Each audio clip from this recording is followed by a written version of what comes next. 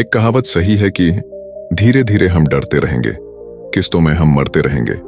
स्वागत है आपका इंस्पायर्ड वेव यूट्यूब चैनल पर। हमारे चैनल को सब्सक्राइब और बेल आइकन को प्रेस कर लें और कमेंट बॉक्स में नमो बुद्धाय जरूर लिखें। दोस्तों, इस अस्त व्यस्त दुनिया से अलग होकर जब भी कोई इंसान अपने साथ अकेले में समय बिताता है, तभी उसके दिमाग में नाना प्रकार की चिंताएं जन्म लेने लगती हैं। मनुष्य की प्रवृत्ति ही ऐसी है कि वह ज्यादातर समय नकारात्मक ही सोचता है। अपने लक्ष्य को कैसे प्राप्त किया जाए, यह सोचने की जगह वह यह सोचता है कि अगर लक्ष्य पूरा नहीं हुआ तो मैं क्या करूंगा। और इस प्रकार की नकारात्मक विचारधारा के कारण जीवन प्रांत डर डर कर जीता रहता है। ऐसा मनुष्य जो खुद पर संशय करता है, खुद पर संदेह करता है, भला वह कैसे सफल हो सकता है। लेकिन बुद्धिमानी से अगर इस डर का उपयोग किया जाए तो यही डर उसकी सबसे मजबूत ताकत बन सकता है। काश केवल एक बार उसने खुद पर विश्वास किया होता तो उसे मालूम होता कि उसके डर में ही उसकी ताकत का रहस्य छुपा हुआ है। ये कहकर सन्यासी चुप हो गया और चुपचाप अपने कदमों पर ध्यान लगाते हुए जंगली घास पर से आगे जाने लगा। संध्या का समय था। सन्यासी और एक किसान जंगल में से होकर गांव की तरफ निकल रहे थे। सन्यासी के यह शब्द किसान को कुछ समझ में नहीं आया। वह सोच रहा था कि डर में ताकत कैसे हो सकती है। डर तो आदमी को कमजोर बनाता है। अपने मन की उत्सुकता को जब वह काबू नहीं कर सका तो उसने सन्यासी से पूछा कि महात्मा जी, आप यह क्या कह रहे हैं कि डर में ताकत होती है? डर तो आदमी को कमजोर बनाता है, उसे तो अपना डर दूर करना चाहिए। किसान अपनी बात पूरी कर पाता उससे पहले ही उसे एक शेर की गूंज सुनाई दी। शेर की गर्जन सुनकर किसान का रोम रोम कांप गया। उसके कान सुन्न हो गए। जंगल से आती एक एक आहट उसे साफ सुनाई दे रही थी। उसके कदम वहीं पर जम गए थे। वह हिल भी नहीं पा रहा था। उसे पता था कि छोटी सी हरकत उसकी जान जोखिम में डाल सकती है। उसका दिल तो तेजी के साथ चल रहा था, लेकिन फिर भी वह अपनी सांसों पर काबू पाने का प्रयास कर रहा था। कुछ देर बाद जब खतरा टल गया, तब सन्यासी ने कहा कि अभी जब तुम डरे हुए थे तो तुम्हारे शरीर का रोम रोम जाग गया था। जंगल से आ रही छोटी से छोटी आहट पर भी तुम्हारा ध्यान लगा हुआ था। तो इस प्रकार अपने मन के डर के कारण तुम होश में आ पाए, तुम पूरा ध्यान लगा पाए। इससे पहले जब तक तुम्हें शेर की गूंज सुनाई नहीं दी थी, तब तक तुम अपने विचारों में खोए हुए थे। लेकिन जैसे ही तुम्हें शेर की गूंज सुनाई दी, वैसे ही तुम्हारे सारे विचार गायब होकर हम वर्तमान में उपस्थित हो गए थे। यदि तुम्हें अब भी शेर से बचकर भागना होता या फिर उससे छिपना होता तो तुम्हें अपने शरीर की वह क्षमता देखने को मिलती जो आज तक जीवन में तुमने खुद भी महसूस नहीं की होगा। जब कोई कुत्ता तुम्हारे पीछे काटने के लिए दौड़ता है तो उस समय तुम्हारी जो रफ्तार होती है वह तुम्हारी आम जिंदगी से कहीं ज्यादा होती है। साधारण जीवन में तुम इतने तेज नहीं भाग पाओगे जितना कि एक कुत्ते के सामने भाग पाओगे। यह ताकत या कहे कि हमारे शरीर की क्षमता अभी देखने को मिलती है जब हमारे मन के अंदर डर होता है। किसी डरावनी परिस्थिति में हमारा मस्त और हमारा शरीर अपने उच्चतम श्रेणी में काम करता है। जो काम तुम आम जिंदगी में नहीं कर पाते वह तुम्हें डरा कर कराया जा सकता है। जहां पर भी तुम्हें डर का एहसास होता है वहीं पर तुम्हारी इंद्रियां पूर्ण रूप से सक्रिय हो जाती हैं। तुम्हारे कानों की सुनने की क्षमता तेज हो जाती है, दृष्टि एकटक हो जाती है, पूरी सजग हो जाती है, सक्रियता तीव्र हो जाती है। और जैसे जैसे वह डर खत्म होता है वैसे वैसे तुम सुप्त अवस्था में चले जाते हो। तुम सो जाते हो और तुम्हारे इंद्रियां फिर से आराम की स्थिति में चली जाती है। सन्यासी ने किसान से कहना जारी रखा कि परीक्षा से एक दिन पहले जो याद करने की तुम्हारी गति होती है वह साधारण याद करने की क्षमता से कहीं तेज होती है। सिर्फ एक बार याद किया हुआ तुम्हें परीक्षा के समय याद रह जाता है और तुम जानते हो कि यह सब परीक्षा के डर से ही होता है। इसीलिए डर को दूर करने की जगह इंसान को यह सोचना चाहिए कि वह अपने डर को ताकत कैसे बना सकता है। जिस प्रकार सुख और दुख, प्रकाश और अंधेरा एक ही सिक्के के दो पहलू होते हैं, उसी प्रकार डर और ताकत भी एक ही सिक्के के दो पहलू होते हैं। जिस प्रकार रोशनी के बिना अंधेरा पूर्ण नहीं होता, सुख के बिना दुख पूर्ण नहीं होता, उसी प्रकार डर के बिना ताकत का भी कोई महत्व नहीं है। किसान सन्यासी के ज्ञान से बहुत प्रभावित हुआ, उनके चरणों में नतमस्तक हो गया और उनसे पूछा कि महात्मा, अंधेरे को तो दिया जलाकर रोशनी से भरा जा सकता है, लेकिन अपने डर को ताकत में कैसे बदले, इसके लिए कोई उपाय बताएं। इस पर सन्यासी ने कहा कि डर दो प्रकार के होते हैं। सबसे पहला मानसिक डर और दूसरा शारीरिक डर। सन्यासी ने किसान को समझाते हुए कहना शुरू किया कि मान लो तुम्हें जंगल से होकर गुजरना है और अचानक तुम पाते हो कि तुम्हारे मन में शेर का ख्याल आ गया। अभी तक प्रत्यक्ष रूप में शेर तुम्हारे सामने नहीं आया है, ना उसकी आवाज सुनाई देती है, मतलब दूर दूर तक कोई अंदेशा नहीं है कि जंगल में शेर मौजूद है, लेकिन शेर का ख्याल आने से तुम्हारे मन में एक डर पनप गया। अब तुम्हारा उठने वाला एक एक कदम उसी डर से अभिभूत होगा।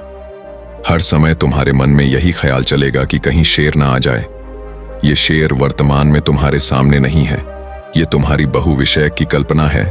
इसी प्रकार जो मनुष्य अतीत और भविष्य की चिंताओं में डूबा रहता है, वह मानसिक डर का शिकार होता चला जाता है। इसी विडंबना के कारण वह अपने जीवन में जितने भी निर्णय लेता है, वह सारे मानसिक डर से ग्रसित होते हैं। इसीलिए ज्यादातर मनुष्य पूर्ण रूप से अपने निर्णय पर भरोसा नहीं कर पाते हैं, और यही निर्णय या फिर फैसले जो आधे मन से लिए जाते हैं, मनुष्य के कार्य को पूरा नहीं होने देते। लेकिन यह भी सत्य है कि मानसिक डर के कारण ही इंसान अपनी तैयारी पूरी करता है। अगर तुम्हारे मन में शेर का ख्याल नहीं आएगा तो तुम शेर से सुरक्षा के लिए कोई भी कदम नहीं उठाएंगे, लेकिन अगर तुम्हें शेर का ख्याल आ गया तो तुम उससे सुरक्षा के लिए कोई ना कोई तरीका जरूर अपनाओगे।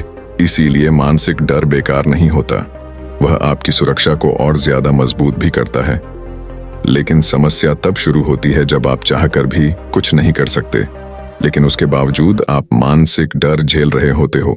उदाहरण के लिए कुछ मनुष्य हमेशा यह सोचते रहते हैं कि उन्हें कोई बीमारी ना हो जाए, कहीं उनके साथ कोई दुर्घटना ना घट जाए, कहीं उनके साथ कोई धोखा ना कर दे।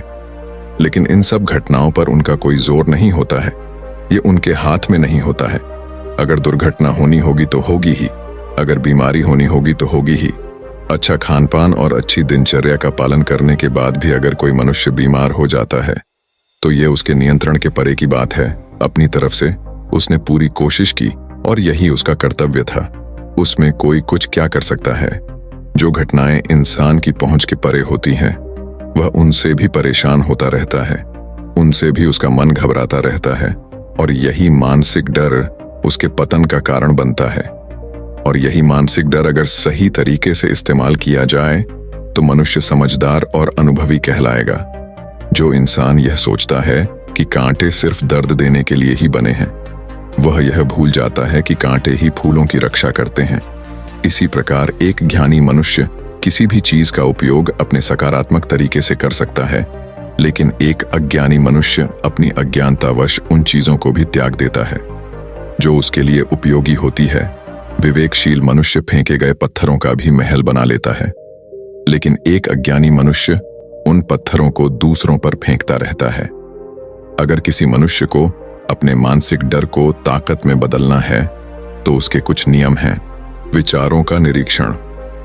अगर हम अपने जीवन में अपने विचारों का निरीक्षण करेंगे तो हम पाएंगे कि ज्यादातर विचार हमारे काल्पनिक होते हैं, और इसीलिए जो डर उन विचारों के कारण पनपता है वह भी काल्पनिक होता है। ज्यादा सोचने वाले लोगों को जब सोचने के लिए कुछ नहीं मिलता तो वह निरर्थक बातों के बारे में सोचने लगते हैं, और वह बेकार के विचार उसे तो परेशान करते ही हैं, साथ के साथ उसके परिजनों को, उसके सगे संबंधियों को भी परेशान करते हैं। इसीलिए ज्यादा सोचने वाले लोगों को यह समझना चाहिए कि मन में उठ रहे तमाम विचारों में से काम के विचार कौन से हैं और बेकार के विचार कौन से हैं। जो निरर्थक विचार हो उन्हें दूर करते जाओ, और जो सार्थक विचार हो उनको गहराई से सोचना शुरू करो। तभी तुम्हारी समस्याओं के, तुम उलझनों के उपाय निकलेंगे।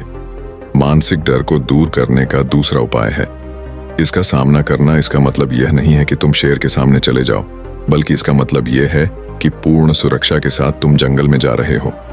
यदि जंगल में जाना बहुत आवश्यक है तो तुम शेर के डर से अपने घर पर नहीं बैठ सकते हो। इसी प्रकार मनुष्य के जीवन में बहुत सारे डर होते हैं, जैसे कि परीक्षा का डर, लक्ष्य ना पाने का डर, झूठ बोलने का डर, सच के पता लग जाने का डर, अपनों को खो देने का डर, दुर्घटना हो जाने का डर। लेकिन जैसे जैसे समय के साथ इन डरों का सामना किया जाता है, वैसे वैसे ये डर जीवन से दूर होते चले जाते हैं। अगर तुम इनसे बचने का प्रयास करते हो तो ये जीवन भर तुम्हें सताते रहेंगे ये तभी दूर हो सकते हैं जब तुम इनका सामना करोगे। कुछ लोगों को तो दूसरों के सामने खुलकर बात करने में भी डर लगता है। ऐसे लोगों को अनजान लोगों से बात करनी चाहिए। जितना ही वह लोगों से बात करेंगे उतना ही उनके मन का डर दूर होता जाएगा। मानसिक डर को ताकत में बदलने का तीसरा उपाय है, अपने डर को स्वीकार कर लिया जाए। अपने डर को ताकत में बदल डालो। अपने डर को स्वीकार करना, बहुत से लोग अपने जीवन में अपने डर को स्वीकार ही नहीं कर पाते। अगर आप उनसे पूछेंगे कि उन्हें किस चीज से डर लगता है तो वह साफ इनकार कर देंगे कि उन्हें किसी चीज से कोई डर नहीं लगता। लेकिन दूसरों की नजरों में ऊंचा उठने के लिए यह झूठ उन्हें बहुत महंगा हो जाता है। अगर वह अपने डर को स्वीकार करना नहीं सीखेंगे तो वह जीवन भर उस डर से मुक्त नहीं हो पाएंगे। इसीलिए समझदारी इसी में है कि अपने डर को स्वीकार कर लिया जाए। अगर आपको किसी चीज से डर लगता है तो किसी से शर्माने की या झिझक की जरूरत नहीं है। हर मनुष्य को, हर इंसान को किसी ना किसी चीज से डर लगता ही है। और आप पाएंगे कि जैसे ही आप अपने डर को स्वीकार करते हैं वैसे ही आपका डर खत्म होना शुरू हो जाता है। और जितना ही आप अपने डर को छुपाने की कोशिश करेंगे आपका डर उतना ही मजबूत होता चला जाता है। ये सारे तरीके तुम्हारे मानसिक डर को दूर कर सकते हैं। अगला है शारीरिक डर। शारीरिक डर को दूर करने के लिए तुम्हें दूसरे तरीके अपनाने होंगे। सबसे पहले यह समझो कि शारीरिक डर कौन सा होता है। मान लो तुम किसी जंगल से गुजर रहे हो और अचानक तुम्हारे सामने शेर आ जाता है। तुमने पहले नहीं सोचा था कि शेर तुम्हारे सामने आ सकता है, लेकिन जब वह तुम्हारे सामने आता है तो तुम्हारी सारी शारीरिक गतिविधियां शिथिल हो जाती हैं। तुम्हारी सांस टक जाती है, मस्तिष्क काम करना बंद कर देता है और तुम्हारा दिल तेजी के साथ चलने लगता है। तो इसीलिए जब बिन सोची बात हमारे साथ घटित होती है तो हमारा शरीर उस डर को महसूस कर पाता है।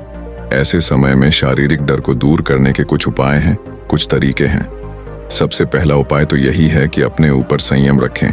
जब किसी मनुष्य के साथ बिन सोची बात घटती है तो सबसे पहले उसका संयम टूट जाता है और संयम टूटने के साथ उसका मस्तिष्क काम करना बंद कर देता है और इसी वजह से सोचने और समझने की प्रक्रिया भी रुक जाती है, क्योंकि हमारा शरीर उसी प्रकार कार्य करेगा जिस प्रकार हमारा मस्तिष्क उसे निर्देश देगा।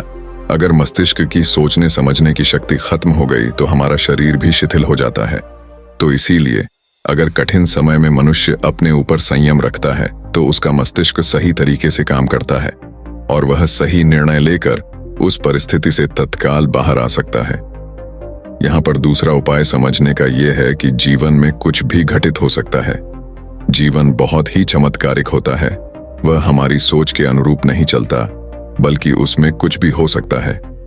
और यही जीवन की खूबसूरती होती है। अगर आपको आज ही पता चल जाए कि आने वाले 10 साल तक आप क्या कर पाएंगे तो आपके जीवन में से रुचि खत्म हो जाएगी। लेकिन अगर जीवन एक रहस्यमय किताब की तरह बना रहेगा तो आप अपने जीवन से कभी नहीं झांके। आपका जीवन आपको आश्चर्यचकित करता रहेगा। इसीलिए यह समझो कि जीवन में कुछ भी घटित हो सकता है, तुम्हारी सोच से परे भी घटित हो सकता है। इसीलिए कुछ अनुमान मत लगा लेना। इसी सोच को लेकर सन्यासी ने अपनी बात खत्म करते हुए कहा कि इन तरीकों से तुम अपने मानसिक और शारीरिक डर को दूर कर सकते हो और आनंद से भरा हुआ जीवन जी सकते हो। तो दोस्तों, कैसी लगी ये कहानी हमें कमेंट सेक्शन में जरूर बताना।